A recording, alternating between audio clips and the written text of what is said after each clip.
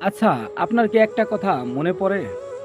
আপনার বয়স যখন ১০ থেকে ১২ ছিল, সেই বয়সে আপনার পুরনো যে বন্ধুগুলি, তাদের সাথে কতদিন ধরে দেখা হয় না? কি মনে পড়ে তো যায়, তাই না? হ্যাঁ, তাহলে সাথে থাকুন ভিডিওর শেষ পর্যন্তই, একটু আড্ডা হোক। ১০ থেকে ১২ বছরের যে বয়স, অবুঝ বয়স, সেই বয়সের কিন্তু আনন্দের মজাটা এখন যদি আপনি অনুভব করতে যান, আপনার পকেটে ধরেন ৳১,০০,০০০ আছে। কিন্তু সেই দিনের ৳১০, ৳৫ যে আনন্দটা, সেই আনন্দটা এখন কিন্তু ৳১,০০,০০০ আপনি পাইতেছেন না। ৳১০, ৳৫ সেই আনন্দটা, অবুঝকালের সেই ভালোবাসাটা, সেই অলিতে গলিতে ৳২ বাদাম কিনে, হ্যাঁ, চানাচুর কিনে, চকলেট কিনে বন্ধুদের সাথে যে আড্ডাটা দিতাম, সেই আড্ডাটা কিন্তু খুবই ইন্টারেস্টিং ছিল। আপনার কি এরকম সময় গেছে? তাহলে কমেন্টে জানাবেন।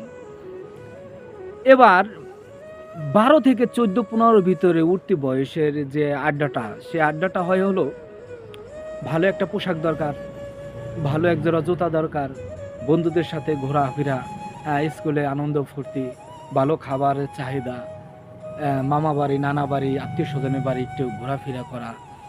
এই সময়টা যে আনন্দ, সেই আনন্দটা অবশ্যই আপনি পেয়েছেন। এখন যদি আপনাকে ৳২,০০,০০০ দেওয়া হয়, সে আনন্দটা পাবেন না। অবশ্যই কমেন্টে জানাবেন। এবার আসেন ১৪ থেকে ১৫-১৬ বছরের যে বয়সটা, সে বয়সটাই কিন্তু পড়ালেখার দিকে অনেকেই মনোযোগ থাকে, অনেকের মনোযোগ থাকে না। কারণটা কি? সেই সময়টা খেলাধুলার প্রতি এমনটাই আকর্ষণ থাকে যে কখন ক্রিকেট খেলবো, কখন ফুটবল খেলবো, কখন বন্ধুদের সাথে একটু ঘুরতে যাবো। সেই সময়ের যে আনন্দ ফুর্তিটা এখন যদি আপনার কাছে ৩ থেকে ৪ লক্ষ টাকা পকেটে নিয়ে ঘোরেন, সেই আনন্দটা পাবেন না।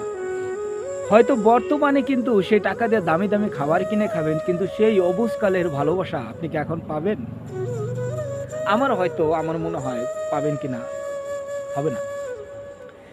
এখন ২০ থেকে ১৮, ১৮ থেকে ২০ এই সময়টার ভিতরে একটা নব যৌবনপ্রাপ্ত একটা ছেলে-মেয়ে, বন্ধু-বান্ধবের যে সময়টা, সেই সময়টা কিন্তু আ ভালো মজাদার ভাজাপোড়া খাওয়া, যেমন সিঙ্গারা, পুরি, তারপরে হালিম, তারপরে আপনার মোগলাই, তারপরে আপনার গ্রিন, হ্যাঁ, বড়, বড় রেস্টুরেন্টে আড্ডা দেওয়া, কফি খাওয়া, ভালো পোশাক পরা, বিভিন্ন শপিং মলে যেয়ে মার্কেট করা। এই সময়টা বাবা-মার কাছ থেকে টাকা নেওয়াটা নিয়ে যখন মার্কেট করে, তখন আনন্দ ফুর্তি করে, যখন কিনা ঘোরাফেরা করে, সময় পাস করে, সেই সময়ের যে আপনার মূল্যটা এখন যদি ৳১০,০০,০০০ পকেটে নিয়ে ঘোরেন, হয়তো দামি, দামি কাপড় কিনতে পারবেন, সেই সময়টা আর ফিরে আসবে না। এখন আমি বলতে চাইতেছি যে সেই সময়টা আনন্দ আপনি ২৫ থেকে ৩০ বছর, ৩৫ বছর বয়স হয়ে গেছে কিভাবে করবেন? অপেক্ষায় কিন্তু আপনি থাকেন, তাহলে আপনাকে বুঝাই দিতেছি। ধরেন আমার এই ৩৫ বছর বয়স, আপনার ৩৫ বছর বয়স, অথবা ৪০ অথবা ৫০-৬০ যেই হোক না কেন, আপনার ছেলের বয়স ১৫-১৪, আপনার মেয়ের বয়স ১৫-১৪, তাদের নিয়ে ঘুরতে যাবেন। দেখবেন তাদের আনন্দটা 50-50 আপনার অন্তরে আইসা যাবে। যদি আপনার ৫০-৬০ বছর বয়স হয়, তাহলে কিন্তু আপনি আপনার নাতিদের নিয়ে কিন্তু ঘুরতে যেতে পারেন। এবং কি ১৪, ১৫, ২০ বছরের নাতিদের নিয়ে যদি ঘুরতে যান, তাহলে কিন্তু আপনি সেই ছোটকালের আনন্দটা পাইতেছেন। কি বিশ্বাস হচ্ছে না? একটু ঘুরতে যান, আনন্দ ভাগাভাগি করেন।